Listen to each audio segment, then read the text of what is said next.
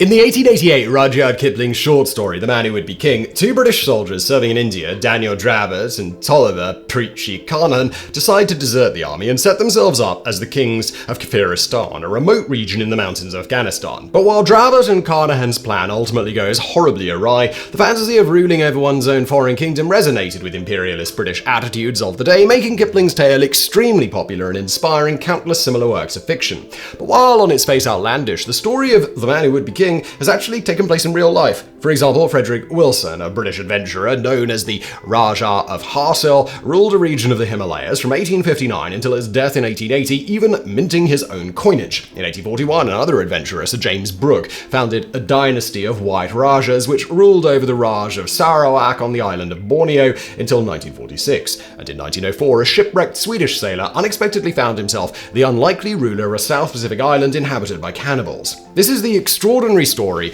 of Carl Pettersson, the real man who would be king.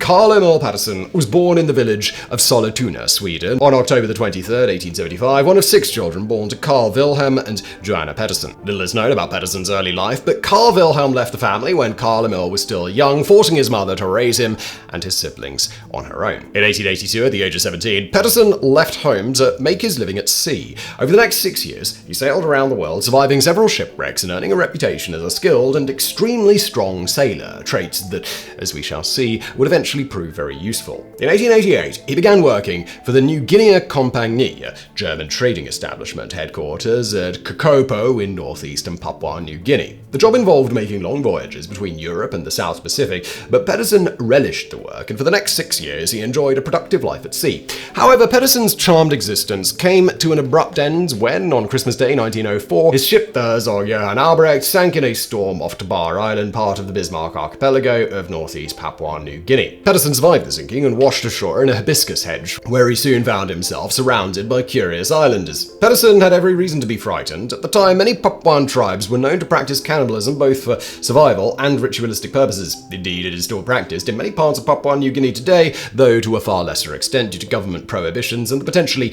horrific health effects. And for more on this, please do check out our previous video, The Gruesome Tale of the Laughing Death Epidemic. But then Pettersson did something that likely saved his life. He opened his eyes, which were bright blue. The islanders surrounding him were stunned, having never seen someone with blue eyes before. They lowered their weapons, and they carried Pettersson to a nearby village to meet their leader, King Lamry. Lamry was immediately impressed by the shipwrecked Swede, who, beside looking nothing like the islanders had ever seen, was also charming, and to their eyes, superhumanly strong, earning him the nickname Strong Charlie. The islanders gave Pettersson food, water, and shelter, and allowed him to regain his strength, and then let him wander freely around the island. From his work with the New Guinea Compagnie, Pettersson quickly realized that the island's soil was fertile and well drained, making it perfect for growing coconuts. He thus approached King Lamry and made him an offer that he couldn't refuse, promising to make him and his people rich by turning Tabar into a massive coconut plantation. Lamry agreed, and Pettersson soon delivered on his promise. His plantation, named Terapax, or Peaceful Land, quickly became a giant in the local copra, or coconut flesh trade, and the once impoverished island of Tabar flourished. Over the next 3 years, Pettersson made several trips back to Sweden, but ultimately came to see Tabar as his home.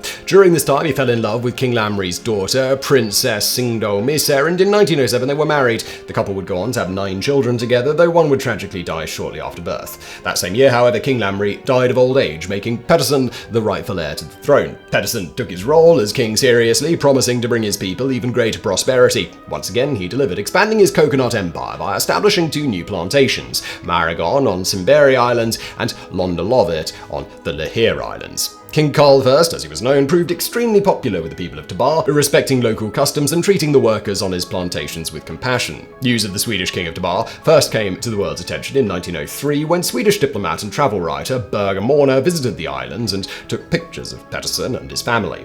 When Morner's photos and travelogue of his journey, Afaris Tropitska A, were published in Sweden the following year, the story of Carl Pettersson was picked up and published in the daily newspaper Dagens Nyheter under the headline A Stockholm Boy on the South Sea Islands. The feature caused a sensation, turning Pettersson into a minor celebrity and folk hero, and prompting many other newspapers and magazines, including Hartmodern and Verco Journalen, to run articles about his kingdom over the following 2 decades. Many of these articles, however, were full of tall tales about Strong Charlie and his supposed swashbuckling exploits, many of which came straight from Pettersson himself. But the good times did not last, and in 1921 Queen Singdo tragically died of puerperal or childbed fever, a streptococcus infection that commonly struck women shortly after childbirth because the past was the worst. The following year, Pettersson returned to Sweden, hoping to find a new wife to take care of his children. He eventually met and married Jessie Louisa Simpson, with whom he returned to Tabar in 1923. However, in Pettersson's absence, the plantations had been mismanaged and his kingdom was close to bankruptcy.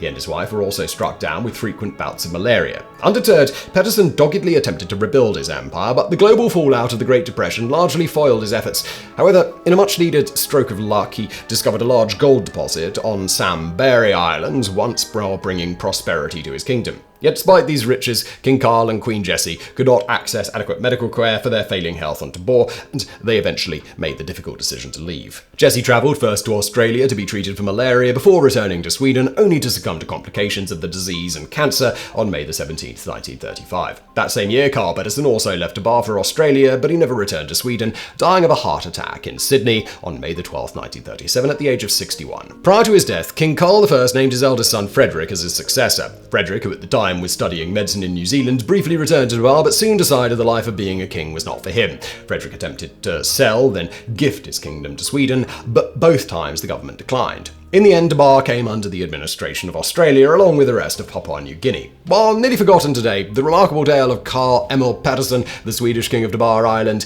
lives on in one of the 20th century's most beloved works of literature. In 1944, Swedish author Astrid Lindgren published Pippi Longstocking, the first in a long-running series of children's books featuring the titular free-spirited and superhumanly strong red-headed 9-year-old. The book, originally created by Lindgren as a get-well story for her daughter Corinne when she was sick with pneumonia, has been translated into 76 languages, sold over 150 million copies worldwide, and been named one of the 100 most influential literary works of the 20th century. In the stories, Pippa's father, Ephraim, is a sailor who disappears at sea, only to turn up as the king of a South Seas island, a concept lifted directly from the incredible real-life story of Carl Pettersson.